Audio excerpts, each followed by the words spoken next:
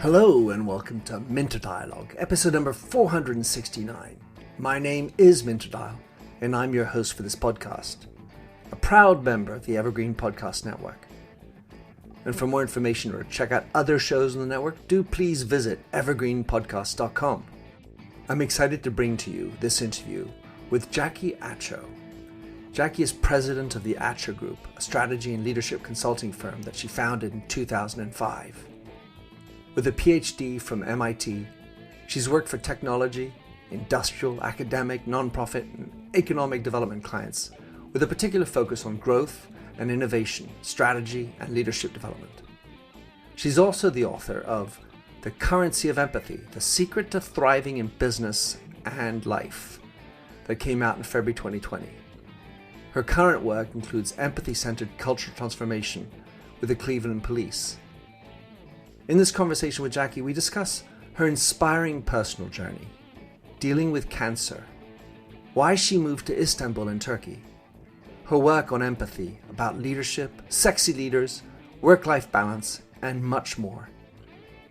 You'll find all the show notes on minterdial.com, and do please take a couple of seconds to drop in your rating and review, and don't forget to subscribe to catch all the future episodes.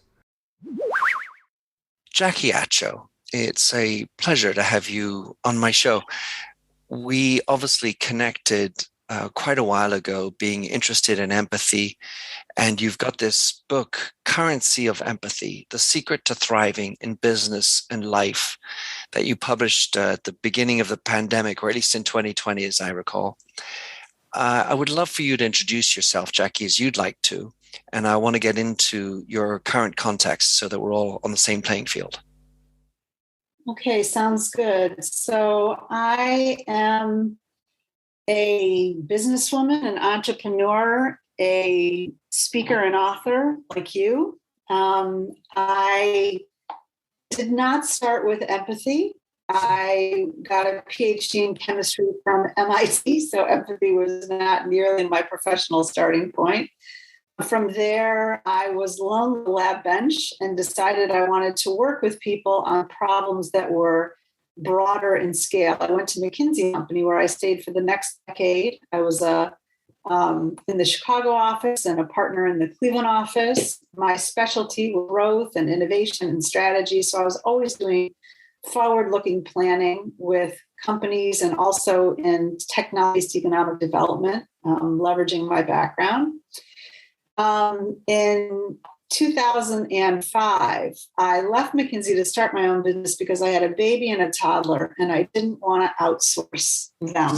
And so my husband and I both made some changes so that we could balance our work and our family better. And that, didn't involve so much travel, which I loved when I was younger. But as I had responsibilities at home, it didn't seem as appealing to be so far away. So in my own business, I continued doing growth, strategy, innovation, technology-based economic development. And then it was around 2007, 2008 that I really started waking up to this concept of empathy.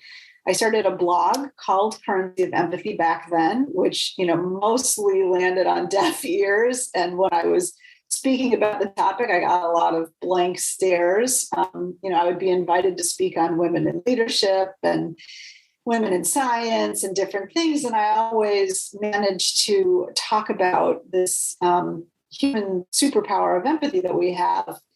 And people didn't really recognize it or understand what I was talking about back then. But slowly, people started to kind of wake up to empathy. And I think people thinking, boy, this is really something missing. So it was around 2014, I gave a TEDx talk called A Good Day's Work Requires Empathy. And it was really all about the power of empathy at work toward innovation and inclusion, which had been so elusive to large and small companies. And from that point forward, I pivoted a bit and I did a lot more work with developing cultural empathy in companies because I saw it being much more of a lever to the kind of performance that they wanted personally and organizationally.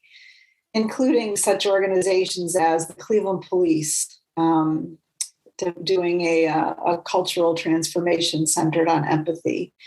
So all of this continued to simmer. And yes, I was writing everything down and ended up publishing, which was about 5 days before I was diagnosed with ovarian cancer, and something like a month before we realized we were going to be in a global pandemic for, we didn't know how long, but it was certainly going to be at least 2 years, as we found out. So the last 2 years have been interesting, to say the least, because I have been fighting the cancer successfully, I think we can say, since I'm still here. And most people who get this cancer do discover it late. That's the nature of the cancer. And most people, do end up succumbing to it, ovarian cancer. So that's a whole story in and of itself. But that's why I'm in Istanbul, because I was treated with traditional Western chemotherapy beginning. It's really the only way to halt a high-grade, fast-growing serous carcinoma, ovarian cancer. And I tried everything else because I'm very much into health and was, quote unquote, the healthiest person you ever met before I got the cancer diagnosis. All my doctors congratulated me on being so healthy. But then boom, cancer. So as a recovering chemist and business person and entrepreneur, I have a lot of perspective on all of sort of the cancer industrial complex. But I went through traditional chemotherapy, protected myself with nutritional and supplemental support, made it to what they call scan remission, but my markers remained high. And sure enough, like most people, the cancer started roaring back. And at some point, my oncologist washed his hands of me, tousled my hair, actually did that, and told me I had 2 months to live. That was in November of 2021. So the joke's on him, because I'm still here. I decided to come to Istanbul, where there is an integrative oncology clinic that does chemotherapy combined with lots of alternative therapies, nutritional supports, and so on, so that you can really manage cancer as a chronic disease and maintain quality of life, and hopefully, fingers crossed, at some point achieve a remission. But I am feeling well and doing well and able to have conversations like this. So I'm grateful to still be here. I should already be dead, and I'm not. Well, thank you for sharing that, Jackie. What a journey. There's several questions I want to go in. I'm going to try to keep it chronologically, at least in the way that you reported what you just said. But I think it's worth getting into all of them. Let's start with, you said back in around 2007, you got the empathy bug, if you will, or at least you started this blog. I was wondering if there was a moment, an aha moment, that led you to A, get into empathy, and then B, to start writing about it. Yeah, I have to credit parenting. So there are 2 points in our lives neuroscientists understand where our capacity for developing our empathy circuitry in our brain is really high. One is during early childhood, and especially when we're very young, pre-verbal, so that we are trying to communicate our needs and be understood before we even have words. So there's the emotional or affective part of empathy that really kicks in, that helps our caregivers know we're hungry, we're wet, this is what we need to sleep, whatever it is.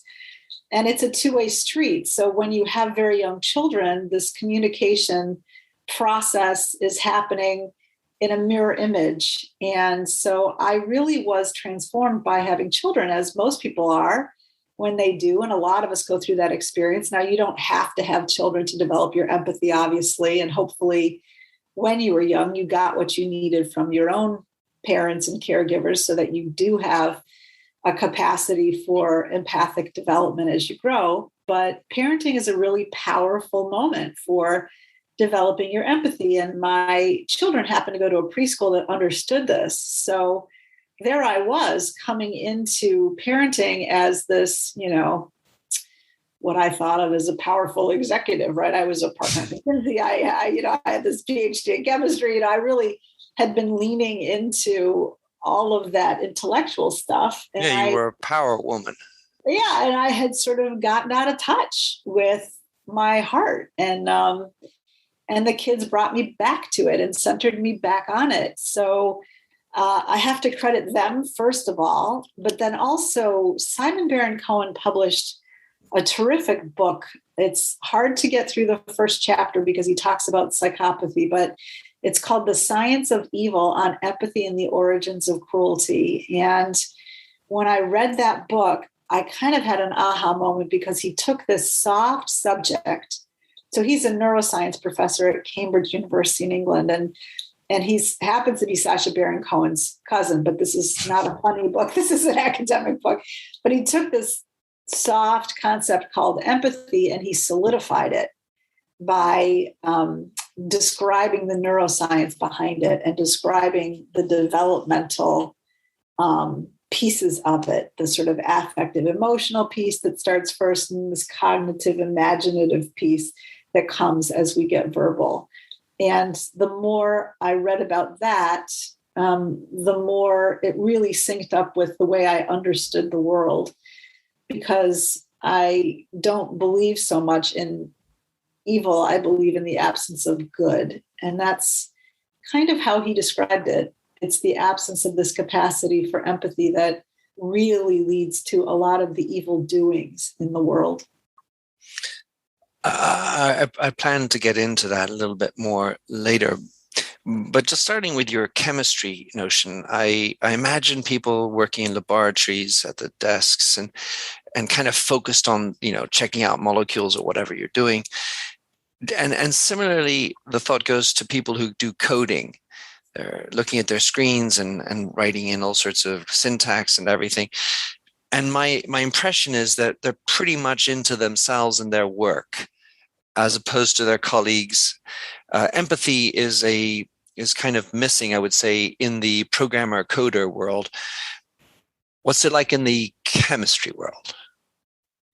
Yeah, I think that's fair to say, but I wouldn't even say that we're into ourselves. We're into some intellectual realm that really is somewhat devoid of humanity, which is a contextual problem for scientific research, actually, and technology development. I think it's why, we see a lot of innovation that really isn't necessarily good for humanity, because just because something is progressive or new doesn't mean that it has an appropriate context for moving humanity toward a more generative place. So it really also is very precise. So like I said, I was lonely at the lab bench. I really loved teaching at MIT. So that's where, and I spent extra time teaching. I volunteered to continue. So I spent half my time there with students. And that part I loved because, that was dealing with people and with their growth, with human development, which of course I was very interested in. I mean, I do love science. I think it's the language of the universe. I think that understanding it is so important, but I think that it's been twisted into something that we try to control, something that we try to profit off of at all costs, and something that we try to own, through patenting new molecules or drugs that aren't necessarily, they don't necessarily confer any big benefit. They're new. That allows me to put a big NEW on it so you can put it higher in the shelf and sell more. Exactly. Right. But it's not, it's just not. So Madeleine L'Engle has a great quote in her book, Walking on Water. She says that all true art is channeling a cosmos into the chaos. And sometimes we channel more chaos into the chaos. And I think that happens a lot when we're looking so narrowly at things as the way that research questions are often posed because of the way the whole publish and perish industry works. We don't get to ask the larger questions that matter, or we aren't brave enough to ask the larger questions that matter. Yeah. So I was eager to bounce after my 4 years at MIT, and I was grateful that McKinsey was heavily recruiting technical PhDs at the time. The term that came to mind as you were speaking and making that citation, Jackie, was the cosmic insignificance of so much of what we do in business.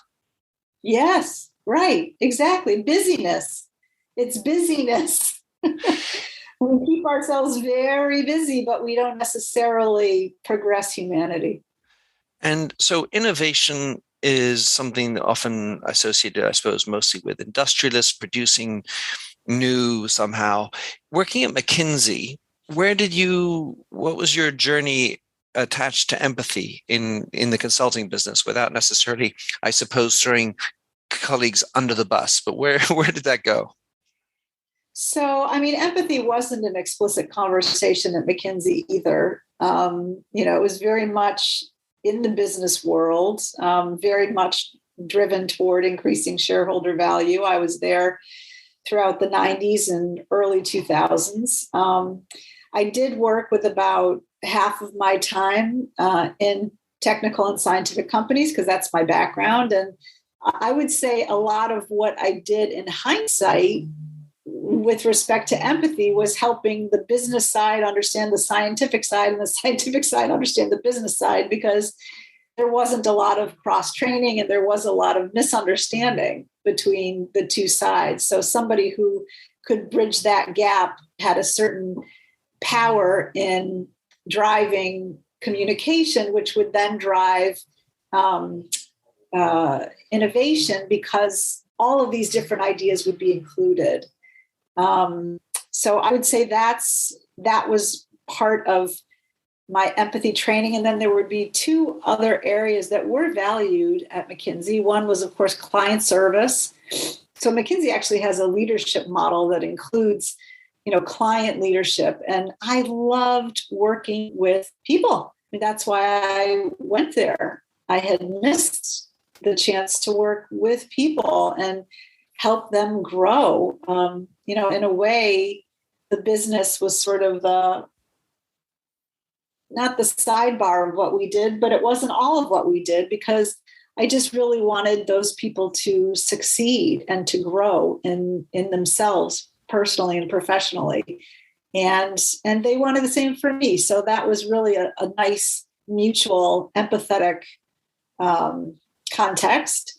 And then people leadership was another part of our leadership model that was really valued at McKinsey. And, you really couldn't be someone who chewed up and spit out people if you wanted to have the best people wanting to work for you. Any sort of project-based business where people move around a lot, the best people have choice. And so I really came to understand very quickly that my job was to help them grow as leaders in the business world and really find where their strengths were and where they would sparkle, and, help them shore up anything that they were missing that they really needed, but really what was going to make them special. And I really loved that work. And I would say that was also empathetic work, but it wasn't explicit. It wasn't explicitly discussed at McKinsey. It wasn't a word that we used. Well, in some ways, sometimes when you do a program on something, it's because you don't have it in the first place.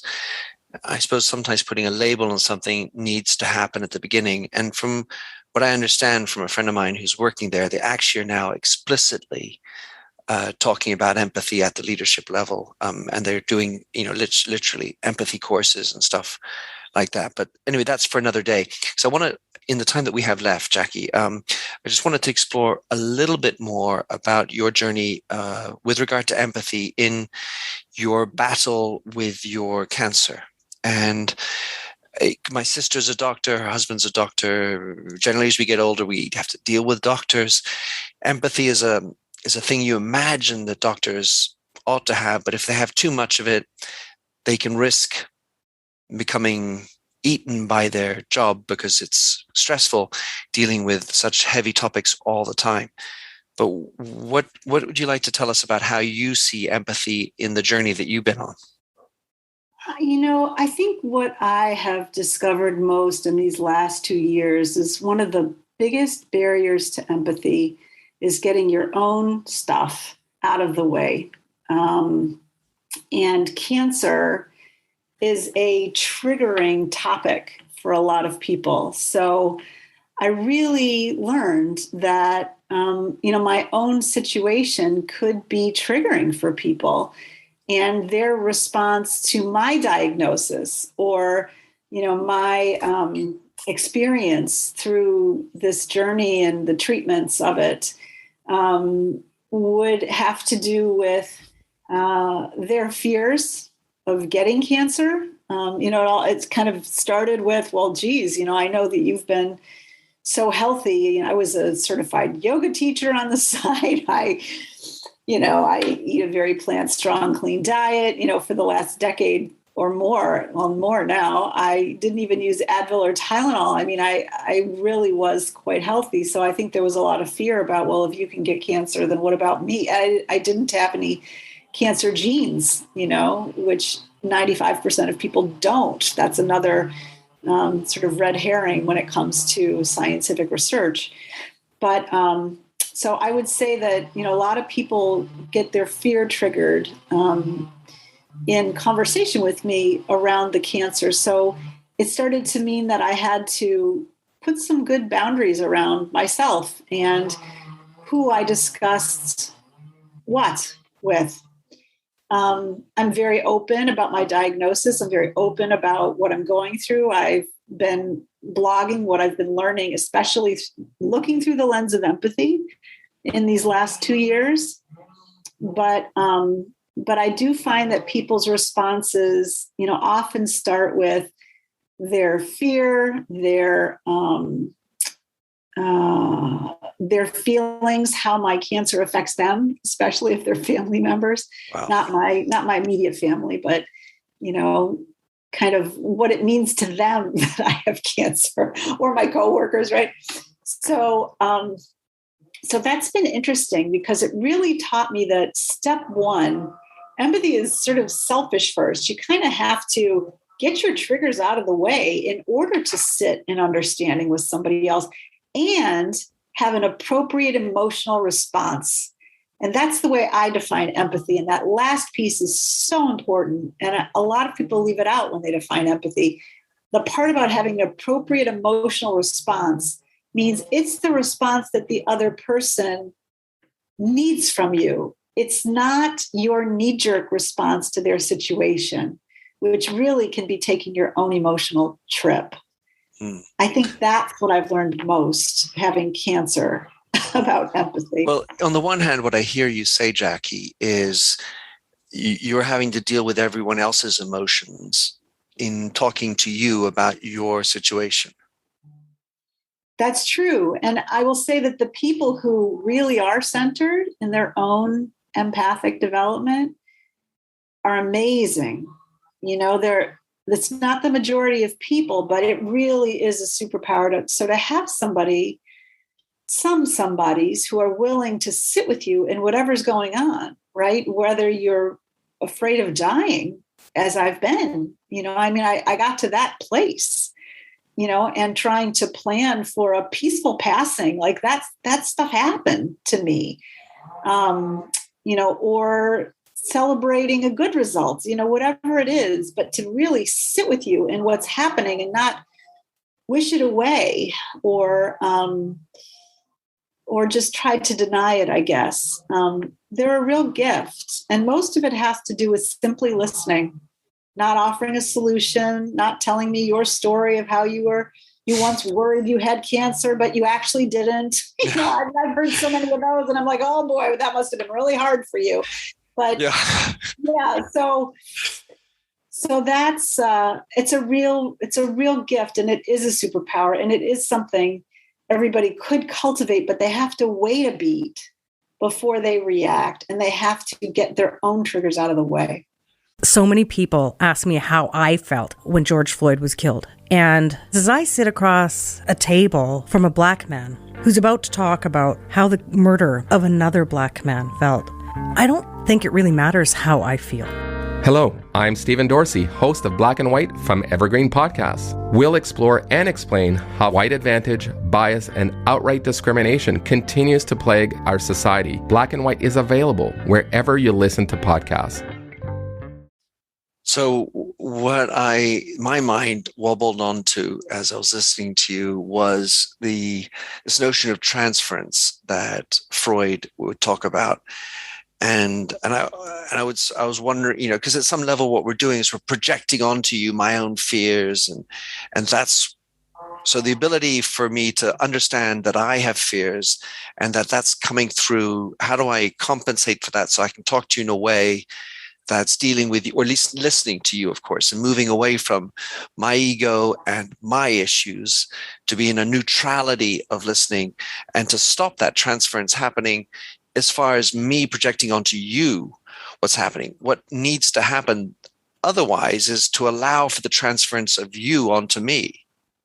Right. Well, and there should be some mutuality, right? So, first you listen to me and you sit with me in whatever I'm trying to communicate with you.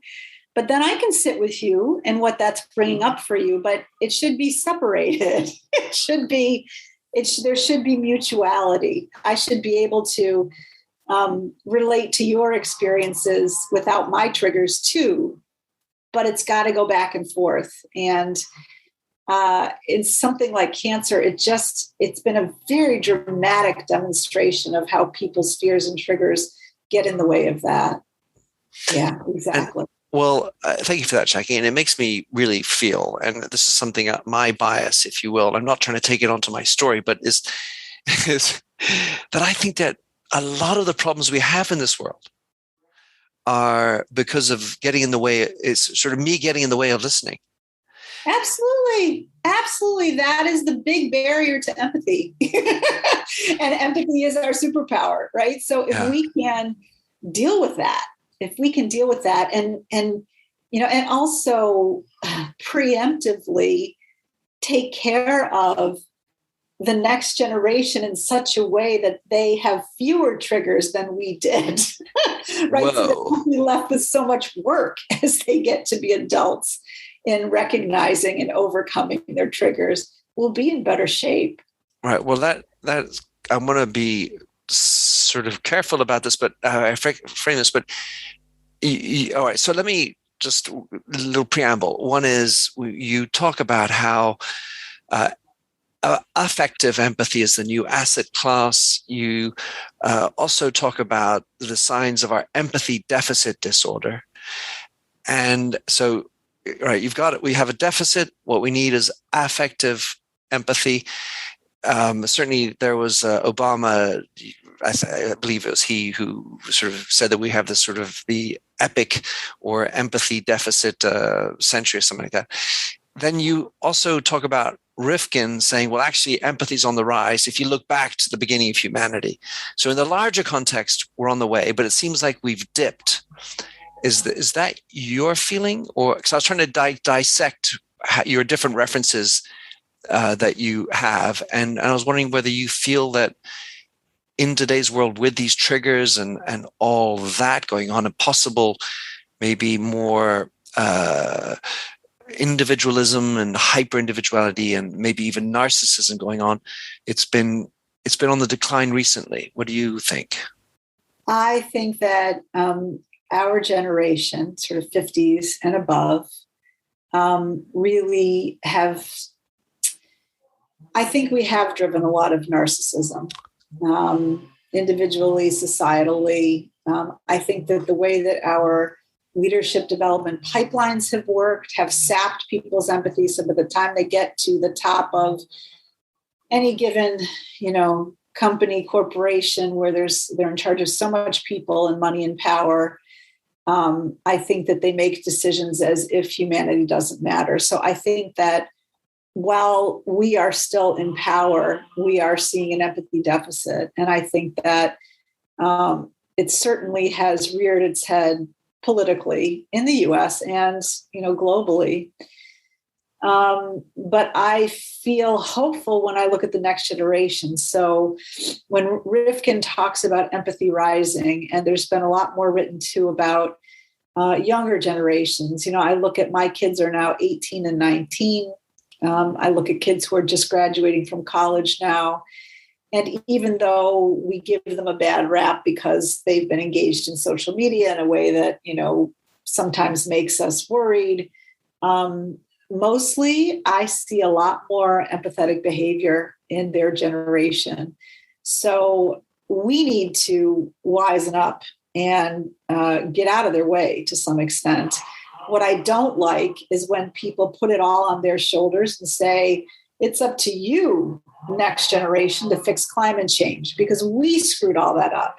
So we need to wake up and make the changes that will be generative to humanity, and not be so selfish about holding on to our power and about driving our old-fashioned agendas, because we can't just leave it all on their porch to fix. That's not fair. That's not right. That's not ethical. But I do feel hopeful when I look at the next generation, because I think that they, even in the way they use social media, I think that they have been developing more empathy than we did as we came up. So what I hear from you, Jackie, is that you, at least in what you're saying, is that you feel like our generation should take responsibility for the situation we're in. And yet before, I heard you say that we need to avoid having so many triggers. And my observation is that we seem to have proliferated the number of words that trigger reactions at the individual level. Are we responsible for that as well? Yeah, we are. And I think that we need to, work on that individually and as a society. I think it's a pretty big deal. So in the time that's left to us, there are two topics I wanted to bring up, and both potentially a little bit not controversial, but a little bit eyebrow raising. First is #SexyLeader. And so that got me, I sort of smirked at the hashtag component of that. And you're pretty forthright about, well, let's talk about sex. We certainly, you talk a lot about the sexes, and it's maybe at some level, you kind of, I think rightly so, discuss how women generally are more inclined to be empathic, and men generally, generalizations being what they are less so. You also mentioned just now social media, so I thought that was like appropriate thing to talk about. #SexyLeader. What is a #SexyLeader in your eyes, Jackie? It's someone who's willing to co-create. So part of what I believe we've done wrong in even the way we construct this idea of leadership is we create this pointy pyramid, which is super uncomfortable to sit on top of, right? It doesn't even feel good. And those of us who are beneath this so-called leader confer our authority and responsibility onto this person, which is super heavy. And then the leader then thinks that he or she has all of the authority and responsibility and wisdom for all of these people, quote unquote, below him or her. And I think that that's sort of just an old-fashioned notion that, I'm not even sure it really ever served us very well, but it definitely doesn't serve us now, because if we're trying to include all perspectives in our answer, because there really is no heaven on earth without everybody being involved in these solutions, which is what we've been trying to work towards, but badly, we haven't been achieving it very well. Then we need to have different models of co-creation.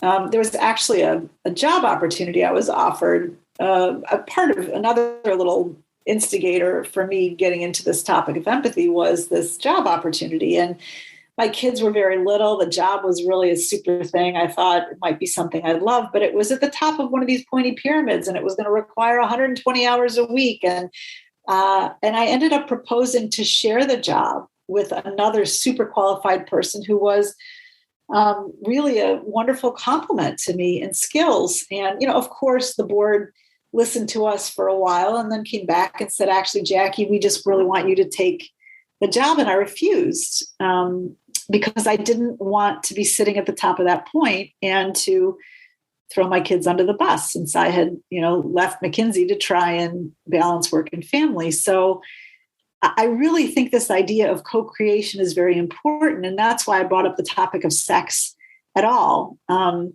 I've met women who are way less empathetic than men like you, actually. And I've, met, women who are super empathetic and men who are not. So it doesn't vary as much by the sexes as some people talk about, in my opinion, or at least in my experience.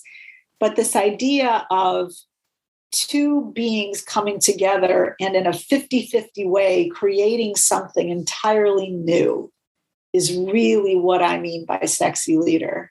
The word sexy has so many meanings and implications, but what I really mean is this co-creative aspect of sex.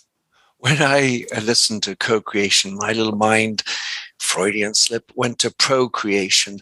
And then I sort of, my mind said, oh, well, it's actually 1 + 1 = 3, which is perhaps an outcome of procreation as well. As in family. So that's where I was going with that. Last thing I want to talk to you about, Jackie, because I actually have so many other things I wanted to talk to you about, but I've enjoyed so far. So the last thing, and I found it very forthright, work-life balance as thing we strive to have fulfillment at work, fulfillment in life, and then you're having kids and running around. You then write workaholism is your secret weapon. And I raised that made me raise my eyebrows. Explain us that point. I think it's one of the more strong and different type of points that I don't usually hear. Oh, I don't believe workaholism is a secret weapon. I think workaholism is a secret addiction. Mm-hmm. And it certainly was my addiction, like any other, it was my addiction of choice. And it was the way that I avoided doing the emotional work, which, can be more difficult. I'm glad you brought up this topic of work-life balance, because affective empathy is the piece of empathy that I believe we're missing more. And most empathy training focuses on the cognitive imaginative side. In other words, let me tell you how to think about how your customer is feeling, how your employee is feeling. And a lot of that is actually toward the end of manipulation. So, somebody with super high cognitive empathy, but zero affective empathy or ability to feel is actually the DSM-V's definition of a psychopath. So, that's not where we want to go. So this piece of affective empathy is really developed when you make space for the kind of empathic development that comes through living in relationship with other people, starting with yourself, understanding yourself, your own triggers, and then moving out to your immediate family, whether you have children or a spouse or whoever it is you live closest to, and then moving out to your coworkers and your neighbors and so on, moving out to society at large and things you read and relate to on the internet. So this piece of developing affective empathy requires, and I think I would probably update the word to say it's not so much a balance between work and life, it's more of an integration between work and life, because I think part of what we got wrong in our generation is this idea that you can be one person at work and another person at home. There are no two people, there's only one person. And wherever you're faking it, you're paying a price. I so agree with that. And I certainly, I feel that that's part of why people are questing for authenticity. And it's actually, in my opinion, almost a projection, or again, putting it on the other person. I want them to be authentic because I don't know how to be full self, myself.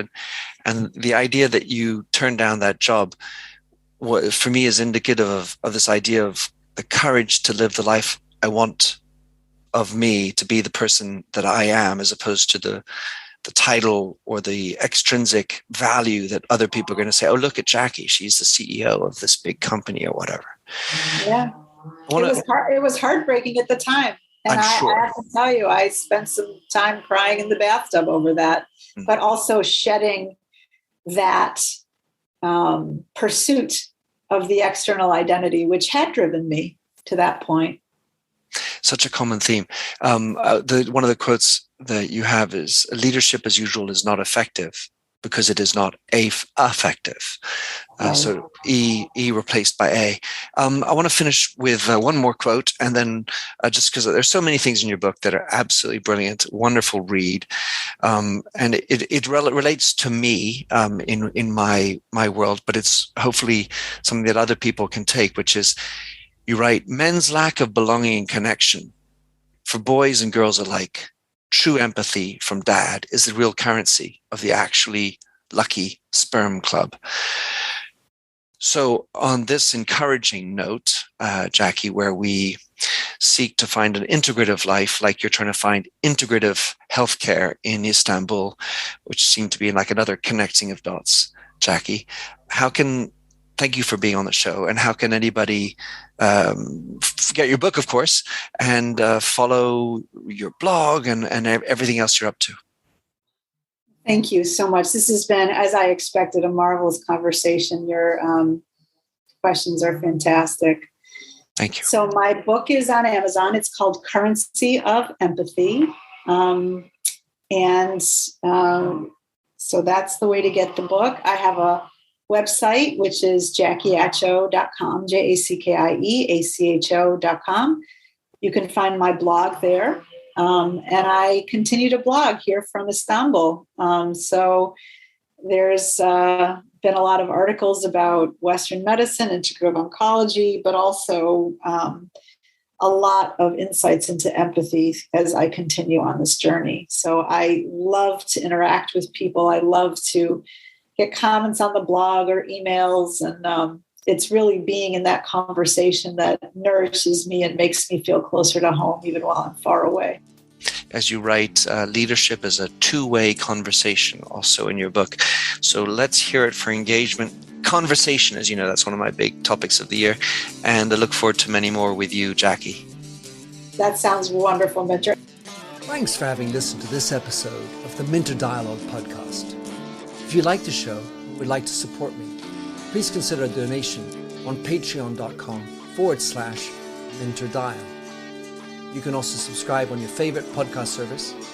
And as ever, rating and reviews are the real currency for podcasts. You'll find the show notes with over 2,000 and more blog posts on minterdial.com. Check out my documentary film and 4 books, including my last one, You Lead, How Being Yourself Makes You a Better Leader. And to finish, here's a song I wrote with Stephanie Singer, A Convinced Man.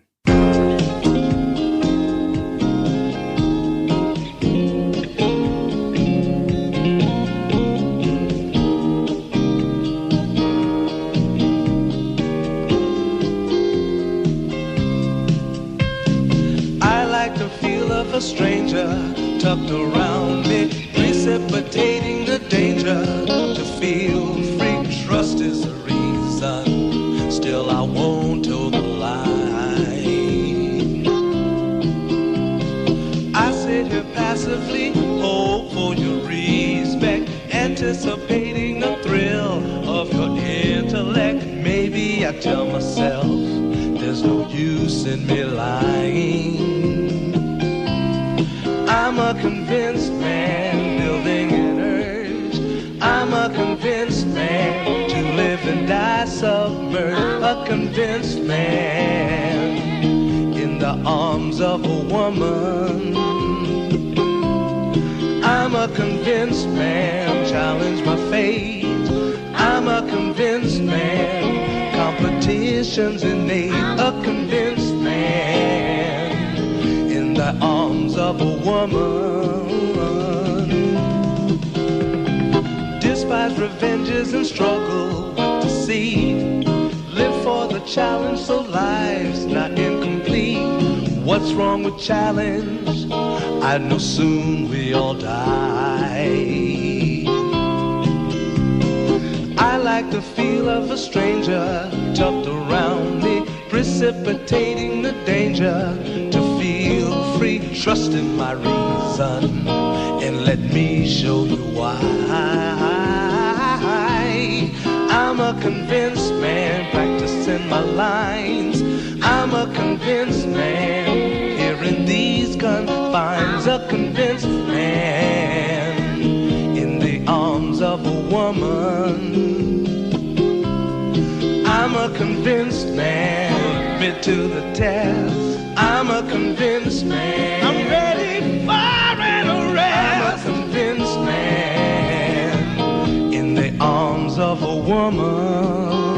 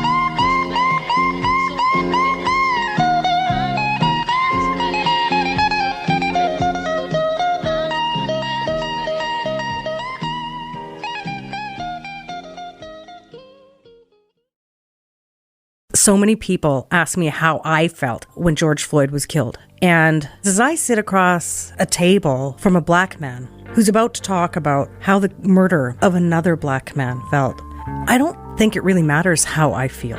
Hello, I'm Stephen Dorsey, host of Black and White from Evergreen Podcasts. We'll explore and explain how white advantage, bias, and outright discrimination continues to plague our society. Black and White is available wherever you listen to podcasts.